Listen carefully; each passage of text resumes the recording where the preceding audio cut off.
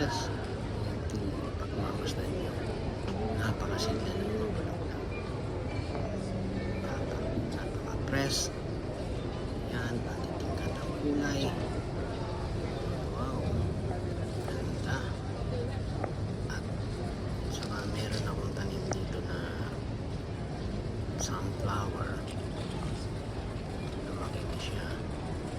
Madali lang pala magtanim ng sunflower. Yan, katulad yan. Ganyan ang ganyan yung tanim ko. Sa munting hapin ko. Ang pagmasdan.